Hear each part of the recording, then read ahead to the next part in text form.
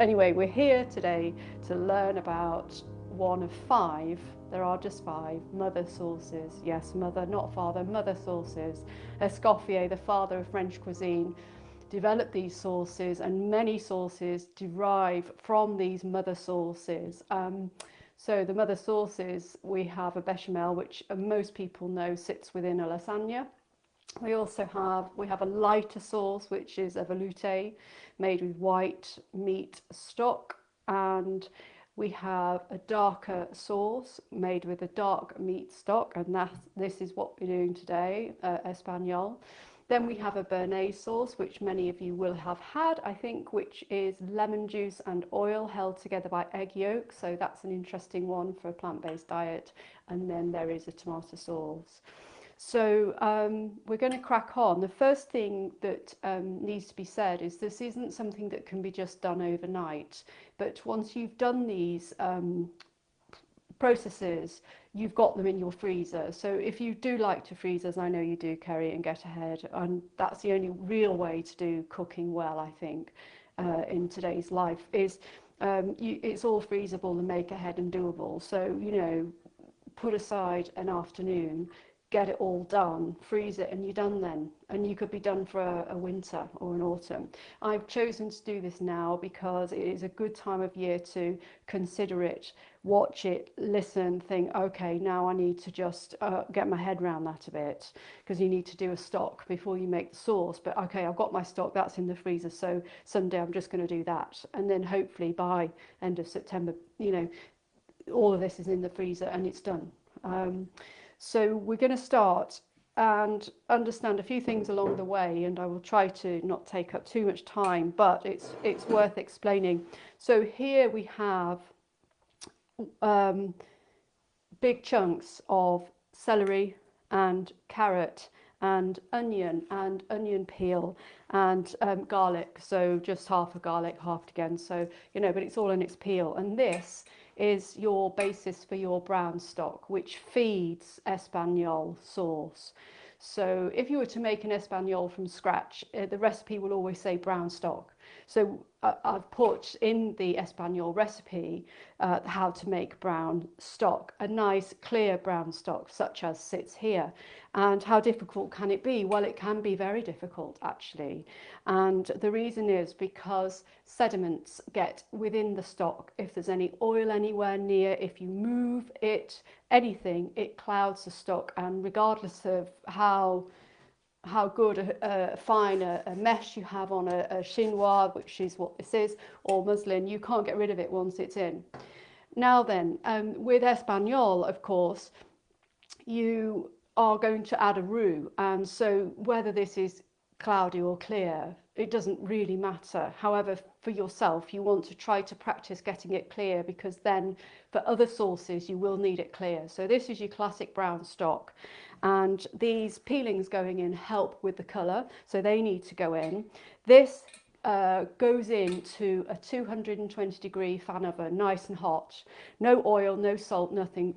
Forget salt at this present moment until right at the end. When you've got your sauce, you can let yourself add some salt. But this gets roasted in a dry oven. So I think that it takes about an hour and a half. I don't know. I did it the other day. I was watching a film. So this goes in, and we're now on brown stock. So this goes in and it cooks, and you can smell it. And then you open the lid and you go, oh yeah, everything's brown. So all your ingredients want to be brown, and the trick to this is to let the oven do its job. Don't stir it, don't mess around with it, but don't burn it, because those burn solids will come up. So, you know, it is a little fussy, but once you've done it, it isn't fussy, is it? So this now, imagine this is all brown. I'm not demonstrating stock because I want to get on with the Espagnole, but this is now all brown. This is all done. And then you pour cold water in, you put some herbs in, you put parsley and bay and I think some peppercorns, you put some porcini mushrooms in that you've soaked. And I went over that last week, how to get the grit out of a dry porcini mushroom, and to end up with some liquor that can go in here, grit free. You don't want any grit to go into a stock because it can hit the bottom and spoil spoil it basically. Porcini mushrooms go in there, and then you let that simmer for a good hour, and it's reducing all the time. So you start off with about 1.8 litres, you end up with 1.5, and once that has reduced, then you know you're in. This is standing in a bowl, and oh, I should just say that the water going into the stock should be cold. You don't want to pour boiling water over there. And then you let it simmer, and we call it a smiling simmer. You know, it's barely simmering. If you don't stir, if you stir, if you're simmering, if you're boiling, if you're doing all that, all the bits are going to ruin your nice clear stock. So just leave it cold water up to a bare simmer, a smiling simmer, a little bubble, and then once it's simmered down, after about an hour, you push it through a chinois or some muslin. This is easy, obviously, and strain it, and then you've got your brown stock. Now that can go in the freezer, and you can use that in your sauces. Well, that's lovely, actually, in sauces. It's perfect. A lot of people just go that way. All this stuff that is left, well, I make food with it, you know, obviously I'm not going to throw it all away. It's got porcini mushrooms in there, I'm going to say, but you know, the majority of flavour is gone, but it's still worth doing. So I kind of puree it and put it over pasta. It was like a, you know, with some beans, a lazy old me, eh? But it's great. It's really nice. Actually, I stirred some of that through with some stroganoff sauce or something I'd made anyway. I found lurking in the fridge, and that was a delicious pasta thing. That would almost make a ragout. You know, there's still flavour in there, so don't throw it away. So we have now a brown stock, and this bad boy has gone away, and we've made this. There's quite a lot of it hanging around on the camera angle. There's, you know, you've got quite a lot. That's about 500 ml. There's a good litre there. Well, not a litre. There'll be about 1200. So let's just put Mr. Stock over here and work my way through. Right, okay, so you've got this stock, and that's great. And now I can make my sauce. So, you know, it is like, oh gosh, really? Do I need to? Could you use a stock cube? Well, you could, but would you want to? I don't know. I don't think you want to use a stock cube. You could, if absolute push came to shove, buy the best one and filter out all the bits. But just do yourself a favour and give yourself a couple of hours. I mean, like I said, I made some for this batch the other day, and I just put it in the oven and watched a film, you know, came out. It's not that difficult. Put the water on, let it simmer up, drained it, went to bed. It's not very difficult. Okay, so now we're moving on to getting ready to use this stock sitting here, and we have to use the same suspects basically, but let's just have a look, see. So this mirepoix, 3 ingredients: celery, onion and carrot. Mirepoix, you might have seen the reel when a chef came to stay here, just out chance, and he was actually demonstrating mirepoix. So that's what you would use for a stock, the brown stock. So there we go. That's possibly a little on the big side, Julia, but about that size anyway. And then this is what we're going to use for, I think that's okay, yes. So, you know, 1 centimetre dice, and that's the size that we need. And we're going to put this on now and show you. So, okay, so with the stock, it was a dry oven roast, wasn't it? There was no oil, there was no touching, there was nothing. In a way, it couldn't be easier, but it is fiendishly difficult, especially if you're using meat bones, actually, to get a clear stock. It is something that a lot of chefs, you know, we all work quite hard at, right? There's no oil. Now, when we're moving on to Espagnole, however, there's oil, and so there's butter, and there's some butter going in here. And we let him melt, because, you know, we do. And I have got one that I prepared earlier, actually, because I'm not going to stand here for 20 minutes and put everybody through that, and neither myself. But I just wanted to show the butter melting, put the mirepoix in, and then we need to cook the mirepoix until it's golden all over. So the stock became golden all over, but with no oil, so that remained clear.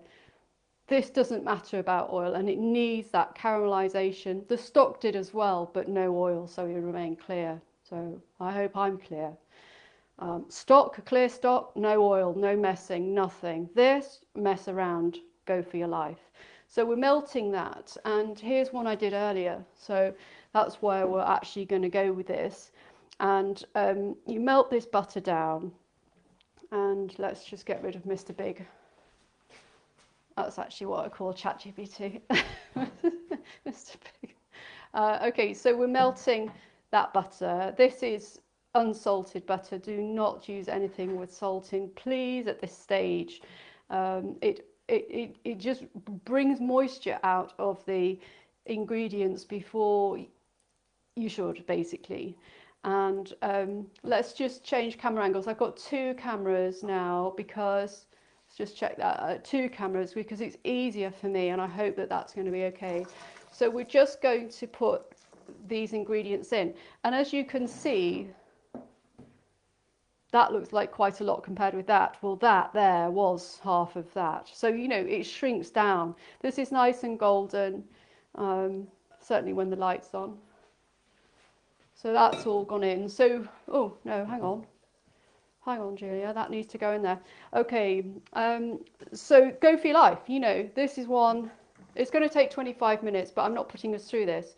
But what we're aiming for here is to cook, caramelize these ingredients on the outside, put some nice colour on them, and enjoy ourselves, basically. And, I found all kind of in the week doing this, wondering if this is demonstratable or not. We shall see. I think live Facebook got in the way there. Maybe he answered the question eventually. But no, it's good stuff, isn't it? And and learning some sauce cookery is great. And this is an instant way. So, you know, in the winter, if you make some sort of stew, you put some dumplings on top and you fire some of this through, everybody's going to be happy. If you're cooking something for yourself, maybe pan frying some tofu medallions or something, and then you're cooking something else for somebody else in your life, then, you know, you could easily make a lovely sauce and they're going to go, oh, vegan food is actually really lovely. You know, so I think we owe it to ourselves to up the ante a bit. So that's what's happening. That slowly starts to caramelize, and it takes some time. So here is one I prepared earlier. So when this looks like that, then you can do this. So I'm going to move him away and put him on here. Now then, so let's get him warm. So this now is a mirepoix. So at the end of all of this, when everybody else has gone to bed, all this will be finished. This will be put with this, and I will make what we have there, which is one I made earlier. I'll make some more Espagnole. So we're going to now just demonstrate. Let's just take this. In here, we've got some tomato puree, and are we on? Yeah. And in here, we've got some tomato puree. So obviously it's a very different colour. So you cook this for about 25 minutes, and when it's done, you add the tomato puree and cook it for 10 minutes. And this is what it goes like. It smells a bit funny, and I think I'll just push a little bit more oil through there just as I'm chatting. That's looking really quite dry. You won't need to do that, but just because it's been sat, chop that up a bit. Yeah, so the tomato puree goes in, and it smells a bit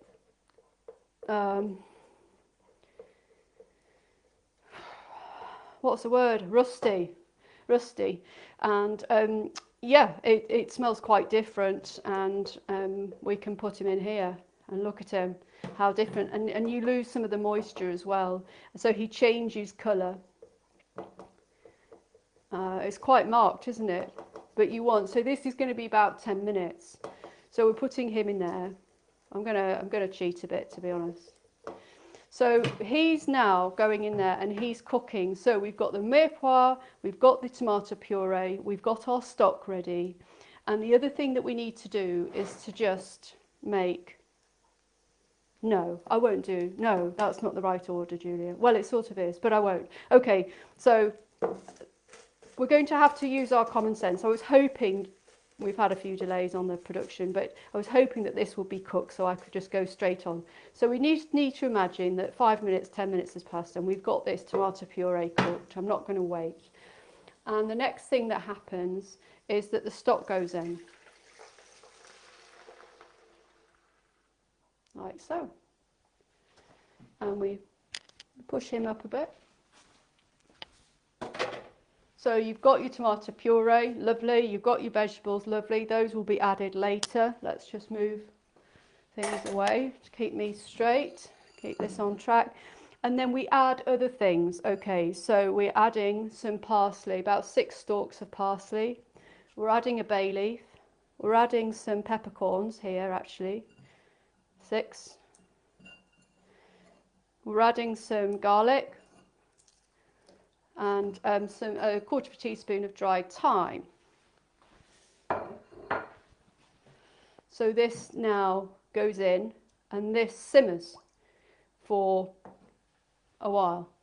So this is obviously in there. There's all this stock that's going to go in there. That's all of that. That is correct amount of ingredients. Okay, so that's good. We bring this up and we simmer this and we reduce this. It's going to take at least an hour. We're going to reduce it. It's on that smiling simmer again, so it's just on a simmer. Let's get that up and then we can show you that. And if any scum, I don't really find it, but if any like frothy, scummy stuff arrives, just get a spoon, whatever size, and just skim it off and put it in a bowl and get rid of it. I don't find that to be too much of a problem. So this here now, what's happening? So we've had those big vegetables making this lovely stock, and then we've had those small vegetables caramelized with this lovely stock, and we're going to reduce that down. So you start with 1.8, maybe 2 litres, and you reduce it down. So you're reducing all the time. Now another source is demi-glace. So we take this with stock and reduce it down again, demi-half. So everything is reducing and concentrating the flavours all the time, and that's why this stuff ends up so good. So we'll just bring him onto a simmer. That leads at least an hour. I think it's actually more like an hour and a half I would put that on for.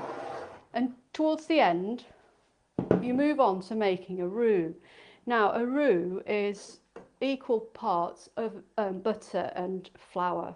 Okay, so commonly I think people melt the butter, put the flour in, scrub it round for a bit, have a white roux, a couple of minutes, and put it in milk, and then you've got your bechamel. That's probably where people are with roux generally. We're going to make a brown roux, which is this. This takes 25 minutes. So we're going to start him off. This smells amazing, absolutely amazing. And we're just going to get him going. Let's just move him onto the back, and then we can see that little smiling simmer coming on there. And then we're just going to, I think that's right actually, I'm just going to choose that pan, because then I think it's going to be clearer. So we put this butter in here, 60-70 grams, whatever the recipe says, forget now, long day, and we melt that down, and then we are going to turn these very humble ingredients into this elixir basically. So let's just have a look. This little simmer is coming on here, hope we can see. Yeah, that's good, that's good. And there's a few sort of little bits of scummy stuff coming, but nothing major. You can stir this if you want to, but really just leave them alone and let the magic do its job of the simmer. This is melting. Let's help him along. And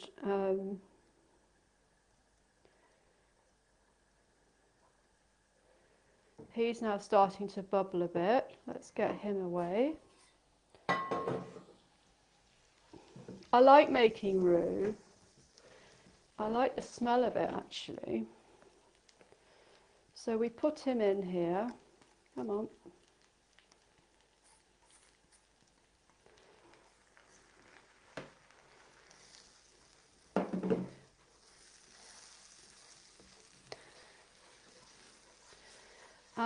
And it's good to demonstrate this because something happens to it. So we've got that little simmer now. Certainly no more simmering than that. So let's see. So we're on 736 here now, and we're just going to wait. We're going to see this roux because I'm not really sure how often a brown roux will be used. I haven't done this in ages. I used to make gravy this way for donkey's years. It's funny, isn't it? When before becoming a plant-based person, before becoming vegan, this is what I did for gravy on a Sunday. So yeah, this starts to change colour. It's very different actually. So it'd be good to show this. I hope we've got enough time actually. But what it becomes is this, and it goes really, really like brown butter, I think. And you see, I'll get that simmering one off in a minute and heat this through. I did this earlier, but this is the finished roux. It's brown. It looks really dark actually in here, doesn't it? But that was on for a good 25 minutes, and it changes from this sort of gritty, odd thing here. When you see it's just starting to change colour, what happens is it changes texture as well.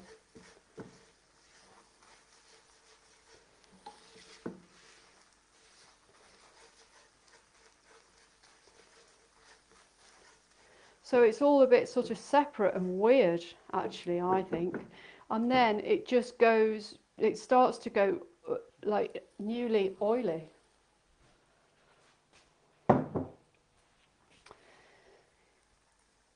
So let's just take him off because I need that ring. Let's just put him over here.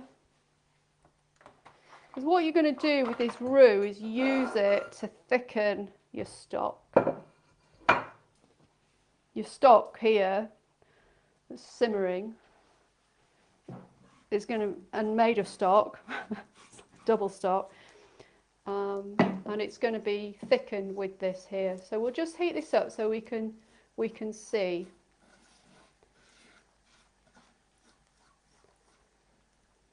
What it goes like. It goes like, sort of like almost toffee.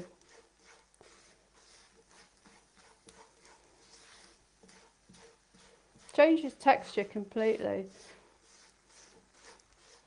Just going to put that pan heat off actually. There's plenty of heat in this pan just for the moment. Here we are. So you can see this. Let's just move him. Let's just put him off and let's put him on. And you can see what this is like. It's like toffee, melted toffee. So this can be put in the freezer. Not the freezer, the fridge. So you could do this, at any point during the week and then have it ready. It'll sit perfectly happy in a fridge for a couple of days. But yeah, it's glossy, and Espagnole sauce is glossy. That's what marks it out as Espagnole actually. So that's lovely there. And that will be ready now to stir in to your finished liquid. So that's that. Let's just turn him down a bit. This is starting to change actually.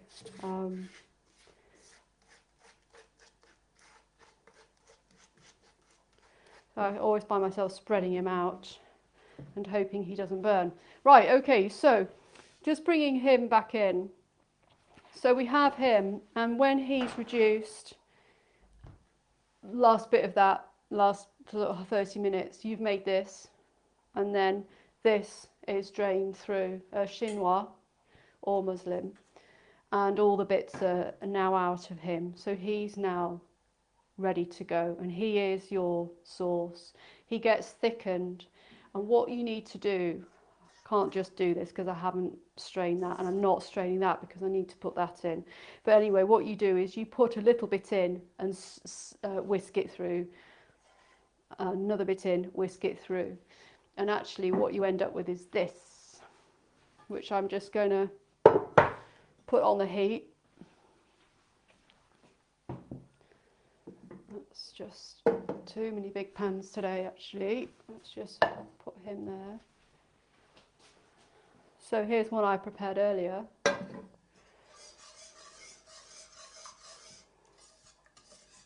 Oh yeah, sorry, I actually just got that wrong, didn't I? You put you put this in without straining, and then whisk it through, and then strain it through. So yeah, sorry, got myself in a muddle. So you can see as that heats up, but I mean, it's not hot now, is it? But it's already really glossy and lovely, and tastes amazing. This is when you would, once it's strained, you would consider adding some salt, pepper if you want it. I would suggest that you freeze it in 200 ml batches, maybe four. I mean, a standard stock cube is 200 ml. So, you know, a standard stock cube is 400 ml. So 200 if you're sharing, you know, meals across a couple of dishes. 200 seems to be, I was thinking about it, what would I recommend? I think 200 is quite a good amount. But there it is, and just simply needs a strain through. The chinois or muslin, maybe a sieve will get through it. But I mean, it's a chinois is like, you know, £15. Well, they can be a lot more than that, but this one I got from Amazon, and it's very, very fine sieve, you know, so a sieve will let all sorts, you know, through, but this is going to catch everything. So that's it. This is heating through nicely. I won't put that back on. You've seen what this becomes like, so don't go anywhere near putting that in here. It's got to look nice and brown. And that is that. So it's perfect. Have I got any questions from Kerry? I need to finish this, I think.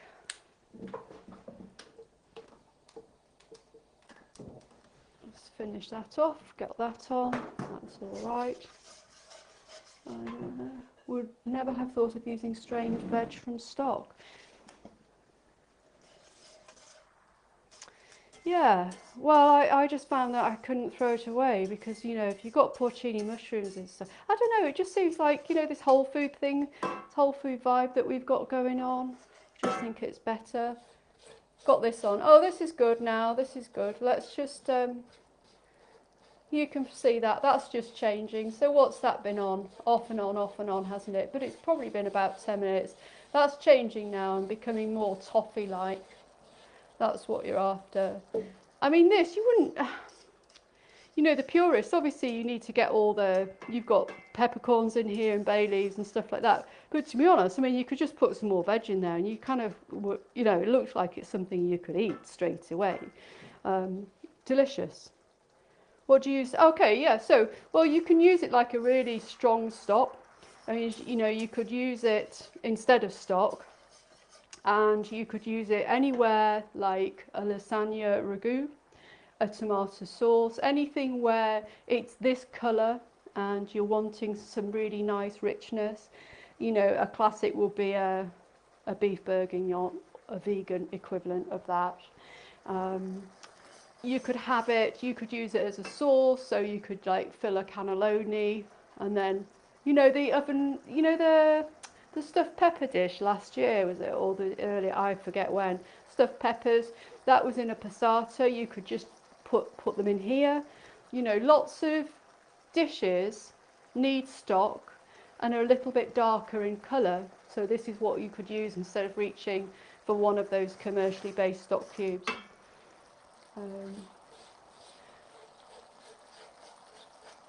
So that's coming together now.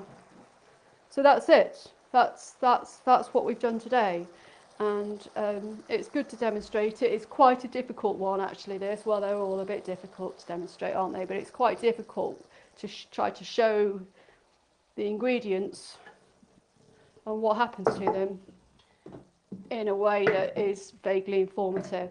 Okay, so you make your brown stock and then you use the brown stock to make this stock, and then you add a thickener, which is what the roux is, and that's changing beautifully now actually. So that's it. But coming up will be recipes this year using Espagnole. So I think I've already got a video out there for bechamel and roux. So that's it. Got to the end of it. So thank you, Kerry, for coming and persisting. Hope you had a nice week with your grandchildren, and I shall go. I think no more questions. Thank you for anybody else who stopped by to this. So I'm going to cook these up now, reduce these, put it in there. I'm going to put all that stock there in there, simmer it down 2 hours. Then I'm going to add that. Then this will all become this. Good. Looking forward to recipes. Yeah, absolutely. Well, you know, there's lots of recipes and lots of sauces, and I think, you know, unless we're just going to do the same old, we've just got to get a few different things under our belt. All right. So good. Thank you for coming, Kerry. Have a nice evening. I'm going to sign off, finish this off, and get cleared up. Bye now.